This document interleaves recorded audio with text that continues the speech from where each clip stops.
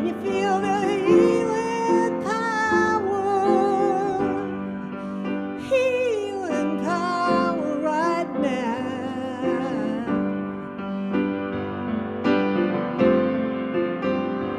My spirit and soul, we call the mighty power. Spirit and soul, we all call it to our hearts. It's already there, we only have to claim it. Spirit and soul, we know that we are healed. We are healed, we are, yeah, we are healed.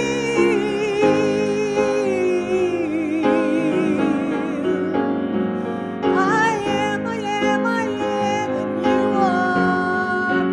We are healed.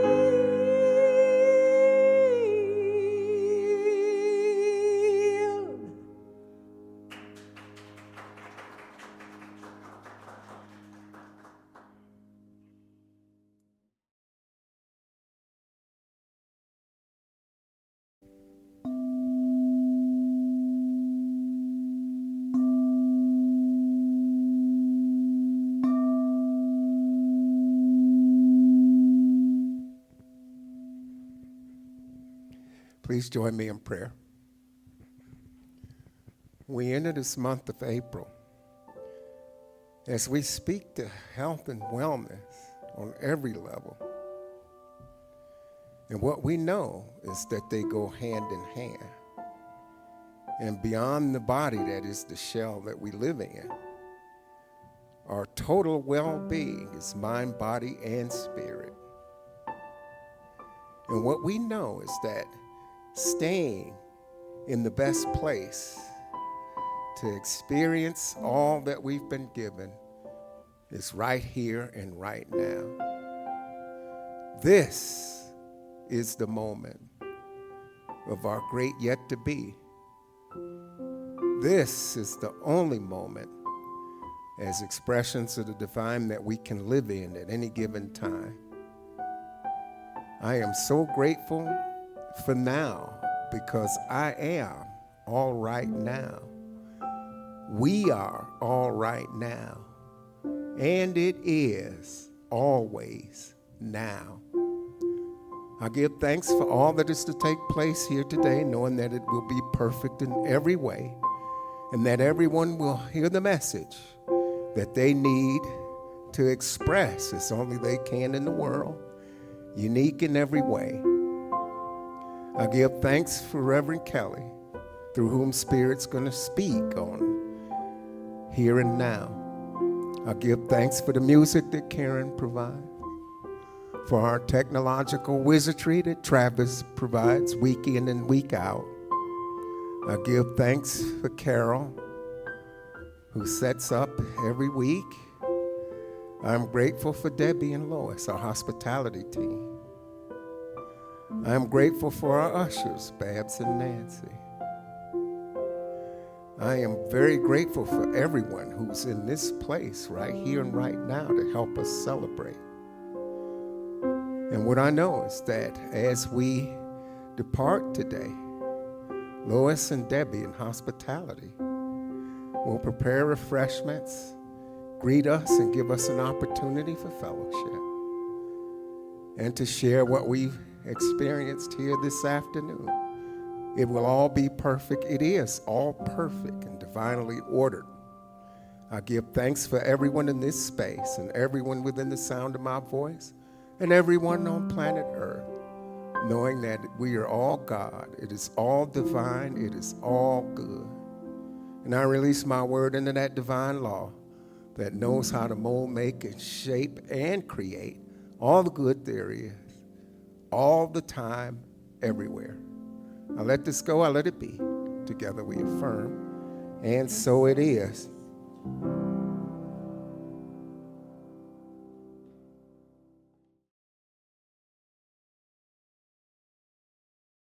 Our first words of inspiration are for Pema children. Start where you are. This is very important. Meditation practice isn't about later, when you get it all together, become the person you respect. From Mark Nepo. In a daily way, listening is being present enough to hear the one in the many and the many in the one. Listening is an animating process by which we feel and understand the moment that we're in. Repeatedly connecting the inner world with the world around us, letting one inform the other. From our founder, the Honorable Dr. Ernest Holmes. To realize that God is ever present, ever available, is to know that all the wisdom, intelligence, and power of the universe is right here where you are. Your word is power when you know this. This is why everything in your life depends upon your belief, why it is done unto you as you believe. Change your belief, and you can change the world.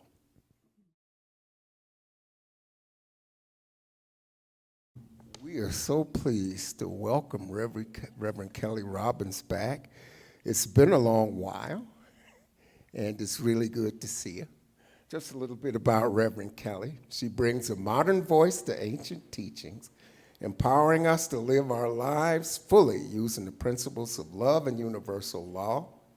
Kelly's a frequent contributor to Science and Mind magazine and is the author of the book, Trust Your Next Step, Creating Confidence to Cut Fresh Tracks. Speaking of fresh tracks, that's the name of Kelly's podcast, and you can find that wherever you look for podcasts. Kelly believes that living our divine purpose, approaching life as a fun adventure, and trusting our next step, we can all live our lives filled with purpose and passion. Kelly's a mom of 3, a grandmother, and an avid skier. Above all else, she loves snuggling with her orange tabby Aries. Come on up, Kelly. Thank you. Thank you.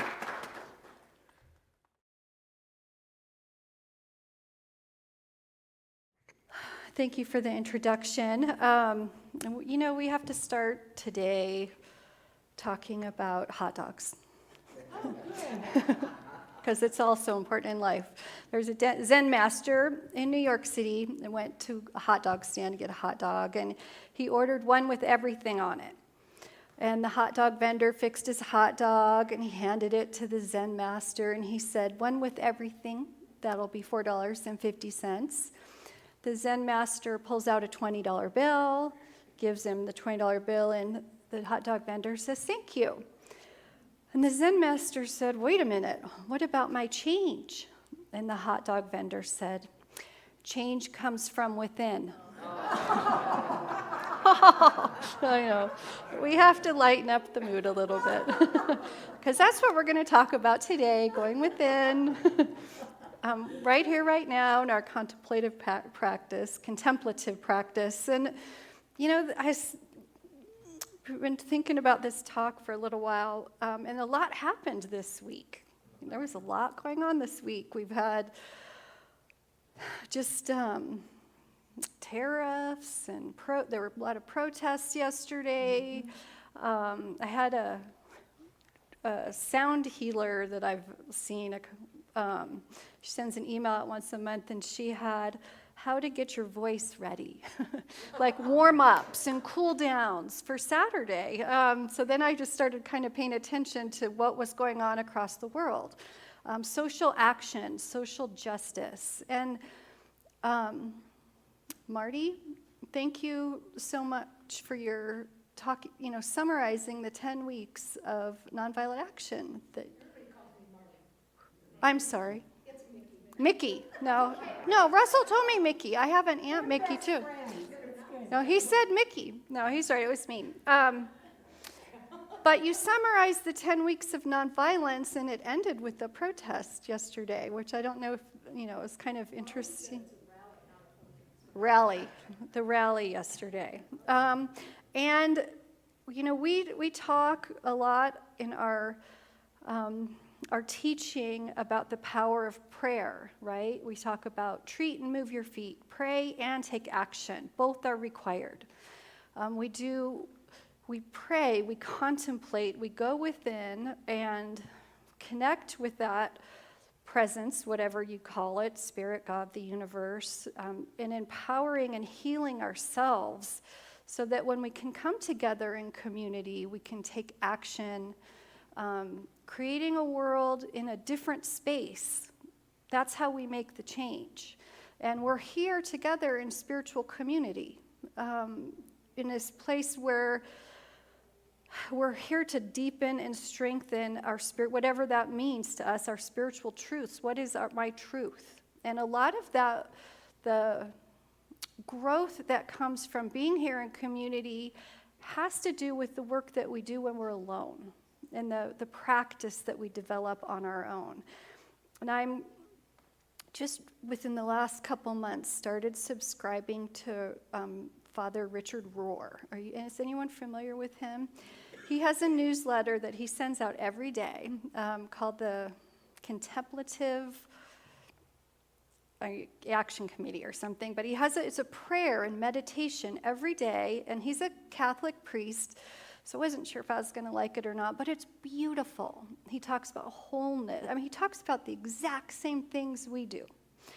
And it's got a little, it's introduced me to different teachers, just a different perspective than our New Thought movement, which I think is beautiful, just bringing in different pieces and how does it all fit together. And so it's everyday contemplative practice, and I've been learning so much from these emails. It's free, so I recommend you sign up if you like to read. You don't have to do it every day, but beautiful. And it was actually probably a couple months ago, he talked about just the power of the word hear and what that means, hear. So we're going to kind of play a little bit in a little while about that word hear. First, let's talk about what is a contemplative practice. This man writes, and it's not like a short little quote, it's like these long teachings and meditations every day, sharing how to deepen within ourselves our prayer. So contemplation, contemplative practice, the word practice itself lends us to know that it's something we do over and over and over and over again, not in an effort to be perfect, but in an effort to strengthen our own muscle. And what muscle are we strengthening? We're strengthening the muscle of connection with God, of knowing God within ourselves, recognizing our oneness, and seeing and knowing it in others at the same time. It's mystical. It's ancient. It's an ancient practice, and it's that discipline, that practice is so that we can be more present to what is right now, and that is the awareness of our own divinity. And what are some ways to have a contemplative practice? Prayer is one of the ones that we teach probably most predominantly.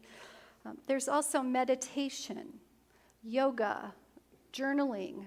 I like to just going for walks. Going for a walk in nature, being in the quiet, is quieting ourselves down. And we want our contemplative practice. There's meditation where we're just quiet and we learn, there's different ways we meditate. It's getting quiet. And there's also this concept of contemplating a teaching or contemplating, what do I believe about this? What is my truth? I'm seeing anger and feeling anger in the world. What is my truth? And just kind of being with different concepts and discovering for yourself what your truth is. And if you have some truths in your world that you don't like, which I know I do, my trip yesterday to the Park Meadows Mall brought so many of them to the forefront. It's prom season, it's wedding season. There's a lot of people there. But what is my truth? And if I'm not liking something, or if something brings up an awareness for me that I'd like to shift, our contemplative practice is a place where we can start just being open to seeing what is truth, what is really going on. And if I have a belief that I don't want anymore, it opens up that opportunity to change it. And there's discipline required in that. Thomas Merton, he was a monk, a mystic, a theologian. He had met a Zen novice who had just finished his first year of living in a monastery. And he was just a curious guy, and he said, what was that like? What have you learned in your first year? And he was expecting to hear about these, spiritual encounters and enlightenment and discoveries, maybe altered ways of seeing the world. And the novice replied that the first year in the monastery, he learned how to open and close doors. Just that quiet discipline of not being impetuous, not running around and being in such a hurry, but being present to right here and right now. And it's kind of just like life, huh? Like, how do we slow down so much? Like, he spent a year just focusing on that one thing. So I'm going to open to each of us today, what might one thing be that you'd like to be aware of today, that you would like to learn more about? Change. It doesn't have to be opening or closing doors, but that's the mindfulness behind it. There's a Zen center in Boulder that I haven't been to in a little while, but it's where I go to do Zen. And they have a practice where every time you walk through the door, you bow. And they call it being aware of your body, mindfulness of your body, and how you're walking through the door am I at attention? Am I mindful of where I'm going and what I'm doing? And the door is just the trigger to say, take a breath, pause. I know in some of our practitioner trainings, we'll have people set a timer, or some of the classes. Every time the timer goes off, take a breath and just bring your focus back to the presence of God. What does that look like with a timer? What does it look like if you did it every time you walked through the door? I thought that was beautiful. I learned how to open and close doors for a year. Think about the discipline that takes and how boring that is. I mean, right? Like, that is boring. I'm the first one that I get bored and I'm hopping. I'm always doing different things and hopping all over the place. And it's probably not to my advantage that I do that, because I do get bored. It is what it is. It is what it is. If we want to create change in our life, and we want to open up our conversations with God, it takes discipline. And being bored doesn't sound very deep, right? Let me share this quote from Helen Keller. I think I have it's a long quote.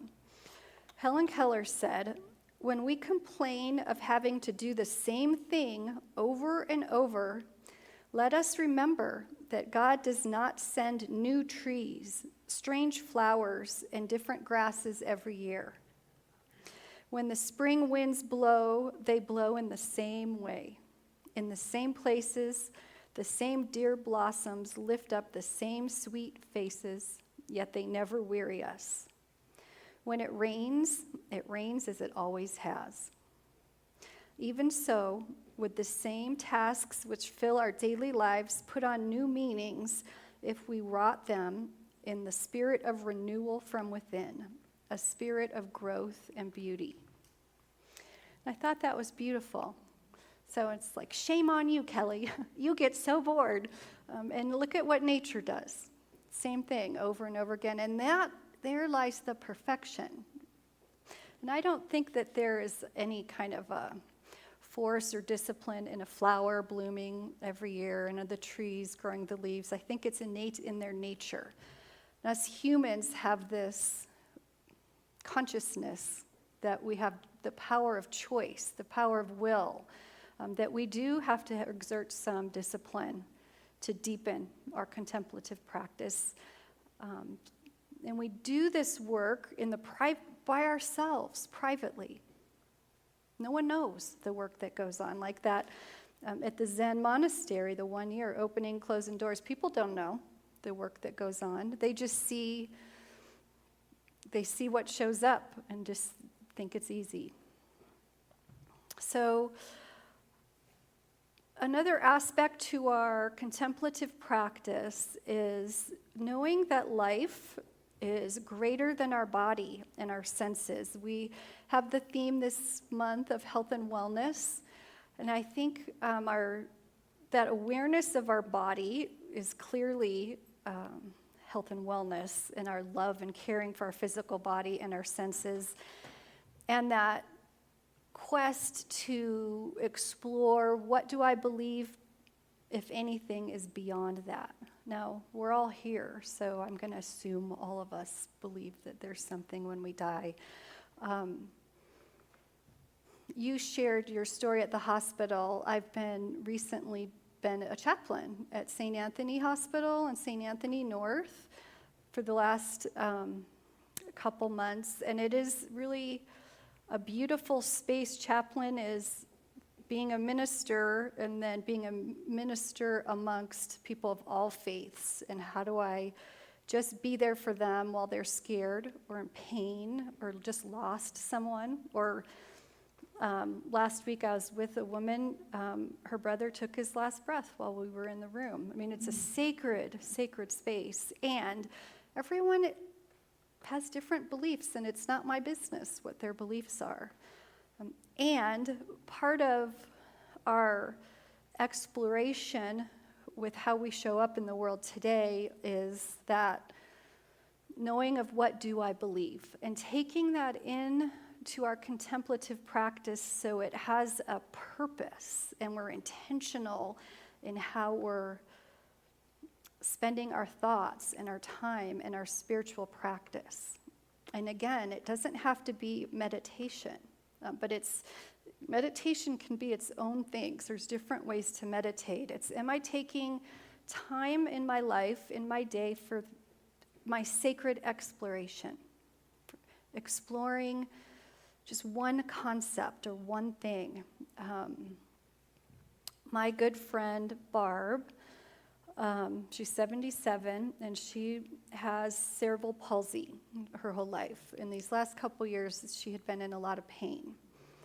And she took her life March 14th. She wrote a letter.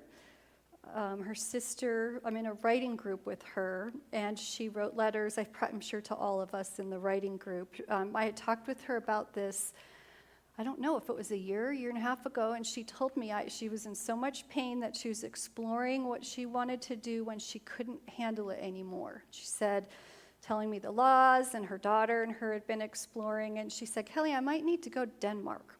Like the laws are different in different countries. But she didn't make a rash decision to do this. She took it into contemplative practice for years on how she wanted to live. And Barb was not, I don't think she believed, I think she believed that when you die, you die. I don't think she had any kind of spiritual practice, I don't know. But what I know was that she had the gift of and time to go within and check in with herself on what was right for her. And she didn't let life distract her, which is what most of us do.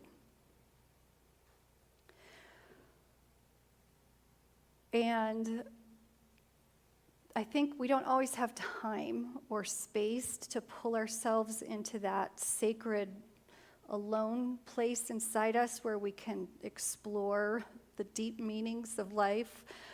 In this instance, I know that Barb did, but we don't always. When we have built up a practice and a discipline whether it's every day or every week, our muscles are more attuned to being able to go into that sacred space quickly and deeply. And that's part of even coming here in community, you're building that muscle. We're here, we have a topic that we're discussing.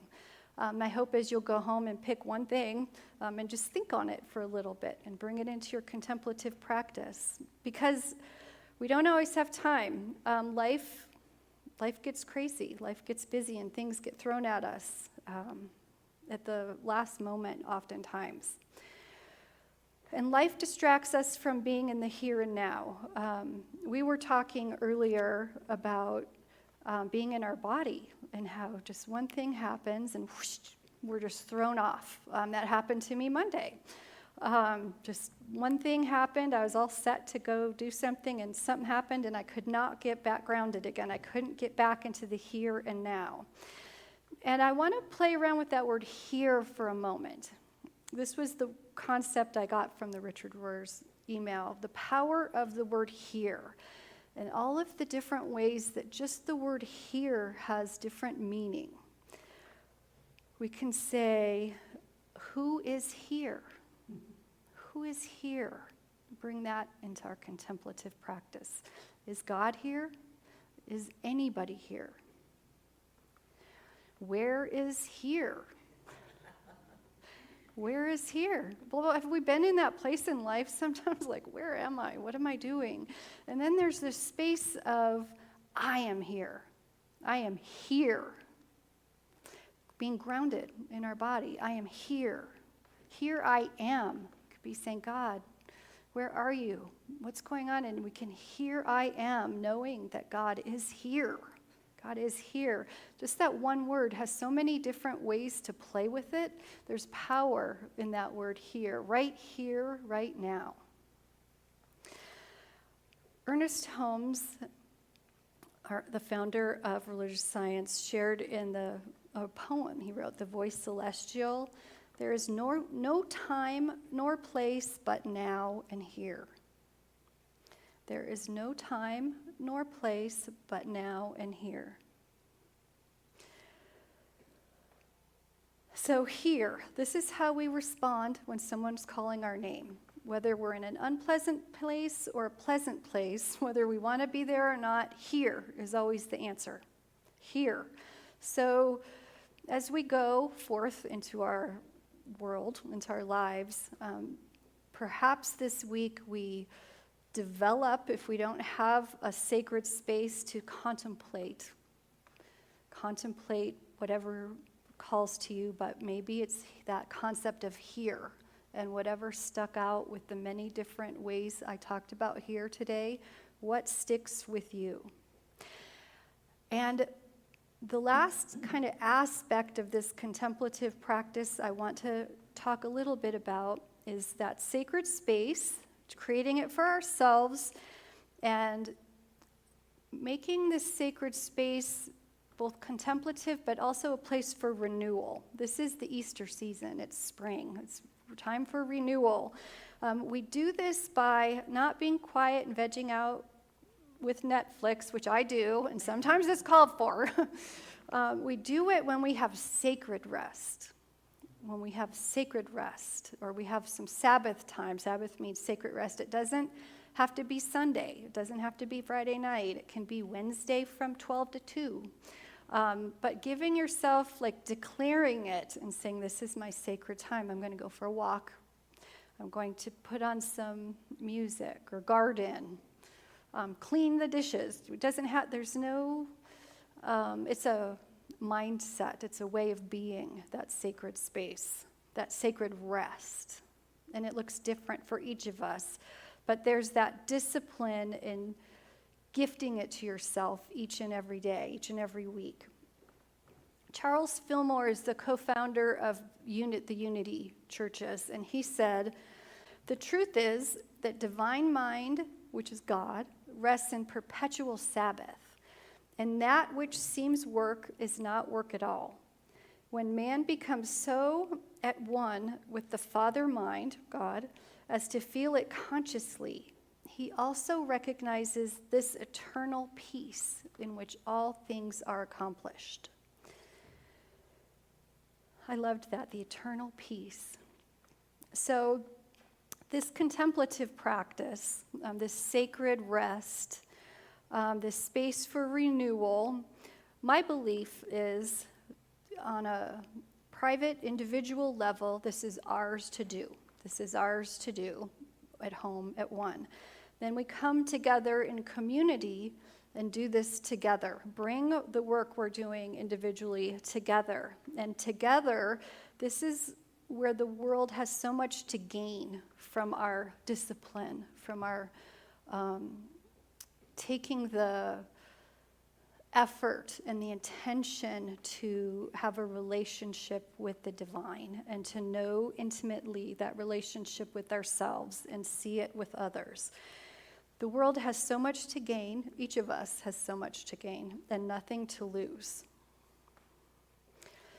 And with that, I'm going to invite us all to close our eyes for just a moment and join me in prayer.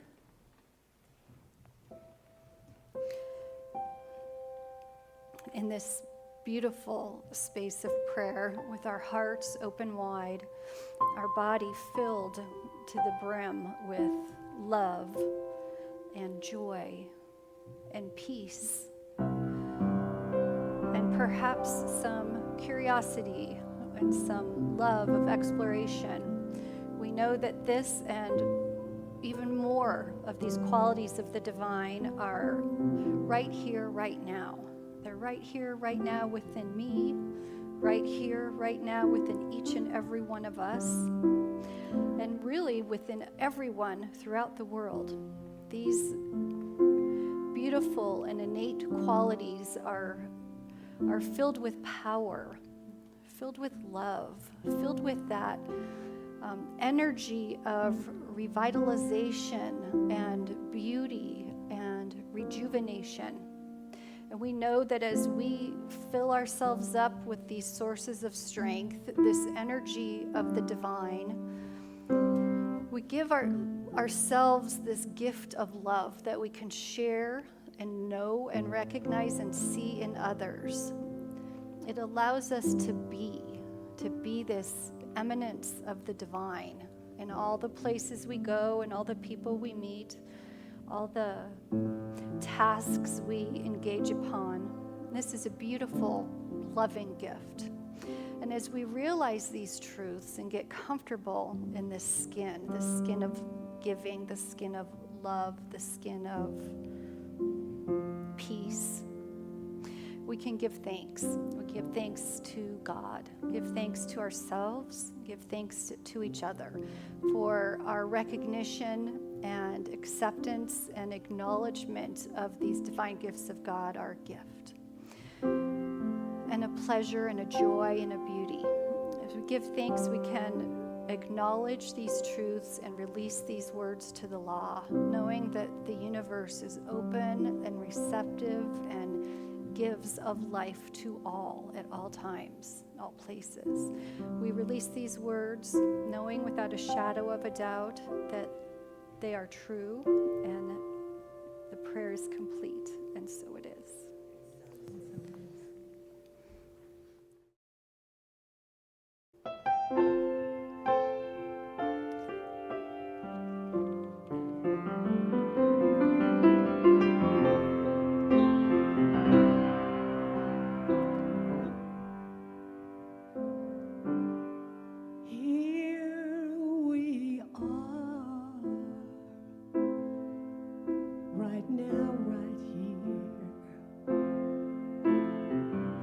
Looking at ourselves in the mirror, trying to see ourselves clear, finding the truth, why we are here. And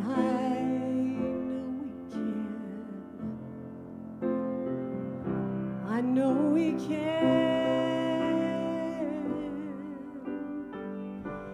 hear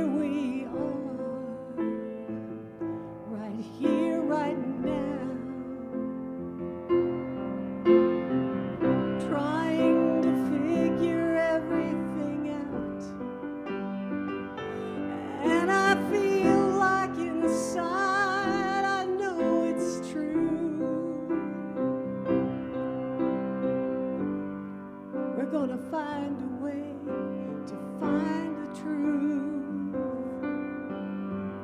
We've gotta take care of each other.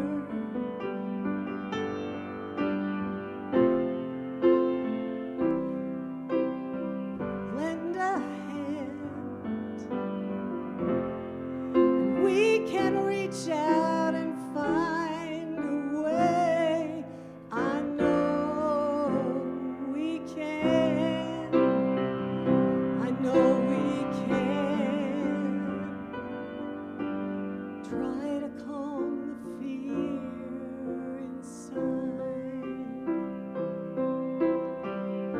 Listen deep and let spirit be your guide.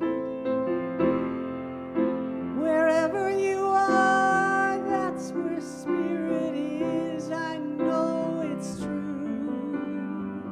That's what we can all know too. Yes, we can.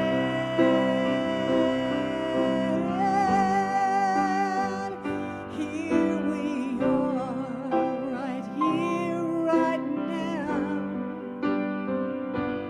Come together and share. That's how we're gonna find our way. Gonna make it through the hard days. See the sweetness and the truth. Sing a song in the morning. Feel the sunlight on you.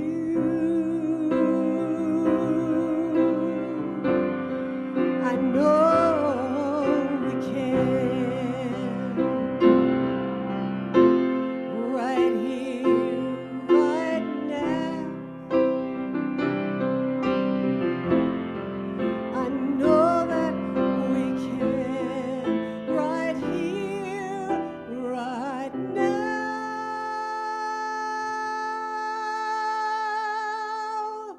Because this is where